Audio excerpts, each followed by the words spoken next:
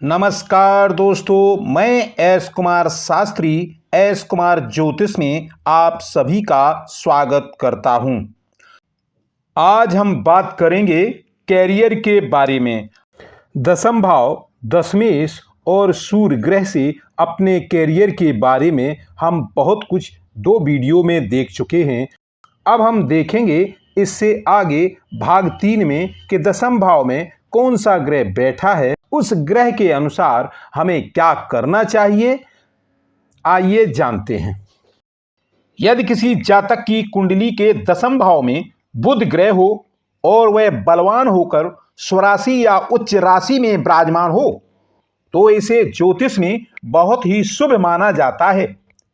ऐसा जातक बहुत ही सभ्य, मधुर बोलने वाला, धनी, हमेशा खुश रहने वाला, भाग्यशाली, बुद्धिमान, खुद पर भरोसा करने वाला, ऐसा जातक बैंक के कार्यों में बड़ा ही निपुण होता है। वह बहुत ही सफल व्यापारी होता है। ज्योतिष में इस योग को भद्र महापुरुष योग भी कहते हैं। यदि किसी जातक की कुंडली के दशम भाव में यदि अकेला मंगल बैठा हो तो जातक बलवान, साहसी, अपने पौरुष से धन कमाने वाला, जातक काफी धनवान भी होता है। ऐसा जातक सुरक्षा बल में काम करने वाला होता है।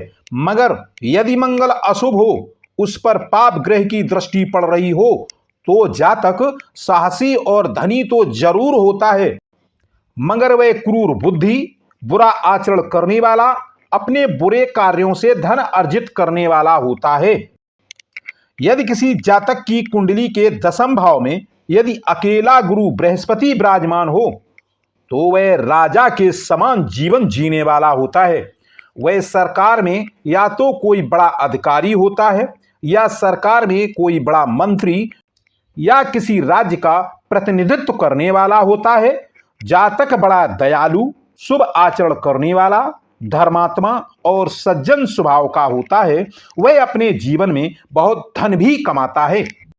यदि किसी जातक की कुंडली के दशम भाव में सूर्य बैठा हो और वह बलवान होकर शुभ हो, स्वराशि का हो या उच्च राशि में बैठा हो तो ऐसा जातक जन्म से ही नायक होता है। ऐसे जातक का स्वभाव ही नायकों वाला होता है। ऐसा जातक बहुत ही बलवान, धनी और बहुत ही सम्माननीय व्यक्ति होता है। और अगर सूर्य पर गुरु की दृष्टि पड़ रही हो, यानी गुरु चतुर्थ भाव में बैठकर यदि सूर्य पर दृष्टि डाल रहे हों तो ऐसा जातक बहुत ही शानदार व्यक्तित्व का मालिक होता है, बहुत ही धनी और राजाओं वाली जिंदगी जीने वाला होता है।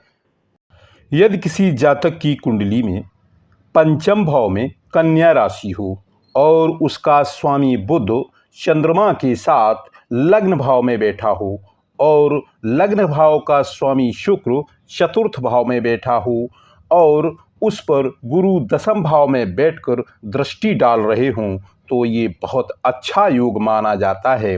एक कहावत है, पंचम के स्वामी बुध चंद्र सन करे लग्न विश्राम, लग्न का स्वामी शुक्र हो करे चतुर्थ विश्राम, दशम में बैठे गुरु फिर दें शुक्र पर ध्यान, ज्ञानी राजा का जीवन हो चाहे जंगल कर विश्राम। यानी कि पंचम का स्वामी बुध चंद्रमा के संग यदि लग्न में विश्राम कर रहा हो और लग्न का स्वामी शुक्र यदि चतुर्थ भाव में बैठा हो और दशम में बैठे गुरु फिर यदि शुक्र पर दृष्टि डाल रहे हों तो ऐसा व्यक्ति बहुत ही ज्ञानी होता है, राजा के समान जीवन जीने वाला होता है। वह चाहे जिस भी जगह पर हो, चाहे वह जंगल में विश्राम कर रहा हो, मगर उसकी कीर्ति चारों तरफ फैल जाती है। वह राजा की तरह जीवन जीता है। वह बहुत धनी, ज्ञानी और बहुत प्रसिद्धि वाला व्यक्ति होता है। ऐसा व्यक्ति दूसरों के लिए बहुत ही काम करने वाला होता है, दूसरों में बहुत ही ज़्यादा सम्माननीय होता है। कहा जाता है ऐसे व्यक्ति अपना सारा जीवन दूसरों के लिए ही जीते हैं। ये लोग समाज के लिए अपना जीवन समर्पित कर देते हैं।